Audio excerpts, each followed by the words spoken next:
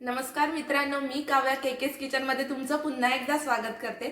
तर नवरात्र स्पेशल रेसिपीजमध्ये आज आपण बनवणार आहोत वरीचे उपवासाचे घावणे। हे घावणे झटपट होतात, तर चला आपण लगेच रेसिपीला सुरुवात करूया। पण वरीचे घावणे बनवण्यासाठी लागणारे साहित्य मी तुम्हाला सांगते। तेल घेतलेलं आहे आपण, मीठ चवीनुसार, ही वरी म्हणजेच भगर घेतलेली आहे आपण 1 वाटी, हे माप आहे। तर ही भगर आपण मिक्सरमध्ये वाटून घेणार आहोत, त्याची छान पीठ करून घेणार आहोत। तुम्ही डायरेक्ट दुकानातून पीठ आणलं तरी चालेल। आणि हे पाणी घेतलेलं आहे मी।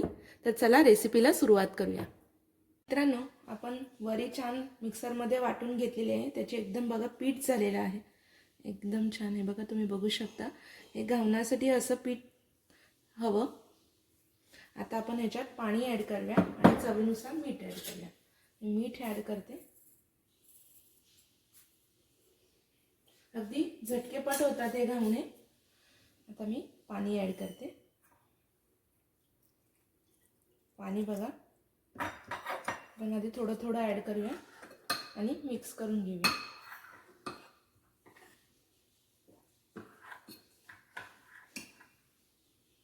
साधारण ही कन्सिस्टन्सी हवी बघा। मी ह्याच्यामध्ये हे 1.5 कप पाणी टाकलेलं आहे। हे बघा, बघू शकता, ही कन्सिस्टन्सी हवी, म्हणजे आपले घावणे छान पातळ असे लुसलुशीत होतील, मऊ नीर डोसासारखे। तर चला आपण घावणे काढायला सुरुवात करूया। तर मी गॅस ऑन करते आणि आपला पॅन किंवा भिडं गरम करायला ठेवते। मी ते भिडं यूज केले, तुम्ही नॉनस्टिक पॅनसुद्धा यूज करू शकता। आता भिडं गरम झालं, भिडं छान गरम होऊ द्या। मग आपण त्याला कांद्याच्या साहाय्याने तेल लावून घेऊया।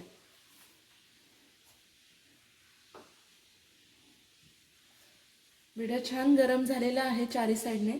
आता मी त्याला कांद्याच्या साहाय्याने तेल लावून घेते। तेल आपल्याला जास्त नाही लागत, अगदी थोडं। हे बघा, भिडं छान गरम झालेलं आहे। आता आपण जसे घावणे सोडतो तसेच पळीने हळूवारपणे हे पीठ आधी चांगलं मिक्स करून घ्यायचं प्रत्येक वेळी, कारण पीठ खाली राहतं मग आणि पाणी वरती येतं, त्यामुळे प्रत्येक वेळी आपण असं हे मिक्स करून घ्यायचं।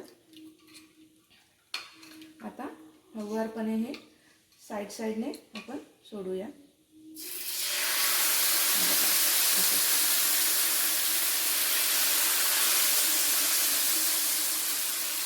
आता 1-8 मिनिटं मी त्याच्यावर झाकण ठेवते आणि खालून बाजूला ठेवून देऊया। तर 1 मिनिट झालेलं आहे आणि तुम्ही बघू शकता आपलं घावणं चांगलं साईडने वर आलेलं आहे, म्हणजे हे रेडी झालेलं आहे। आता आपण ह्याला प्लेटमध्ये सर्व करून घेऊ। हे बघा, छान असं आपलं घावणं रेडी झालेलं आहे आणि याला प्लेटमध्ये सर्व करून घेते। याला आपण प्लेटमध्ये सर्व करून घेऊया आणि असेच आपले सगळे घावणे करून घेऊया। पुन्हा एकदा आपण पॅनला छान तेल लावून घेऊया। चारी साईडने छान असं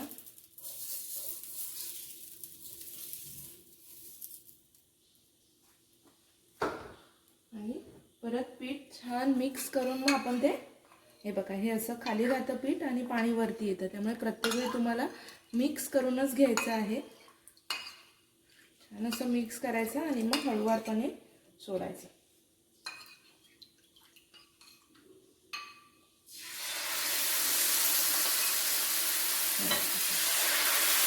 जसं आपण घावणे सोडतो तसंच पुन्हा त्याच्यावर झाकण ठेवून 1-8 मिनिटं आपण त्याला ठेवून देऊया। 1 मिनिट झालेलं आहे आणि आता आपण चेक करूया आपलं घावणं रेडी झालेलं आहे का। तर हे बघा, घावणं असं वर आलेलं आहे, म्हणजे हे छान आपलं घावणं रेडी झालेलं आहे। हे प्लेटमध्ये सर्व करायला रेडी आहे। तर आपण त्याला आता प्लेटमध्ये सर्व करून घेऊया। आपलं घावणं रेडी झालेलं आहे, एकदम छान जाळीदार आणि मऊ लुसलुशीत एकदम ते रेडी झालेलं आहे उपवासाचं घावणं। असेच आपण सगळे घावणे करून घेऊया आणि प्लेटमध्ये सर्व करून घेऊया। तर मित्रांनो, हे बघा, आपले मऊ लुसलुशीत उपवासाचे वरीचे घावणे एकदम नीरडोसासारखेच झालेले आहेत. एकदम मऊ लुसलुशीत आहे बघा, जाळीदार छान. तर मित्रांनो, तुम्ही बघू शकता आपले उपवासाचे मऊ लुसलुशीत घावणे रेडी झालेले आहेत.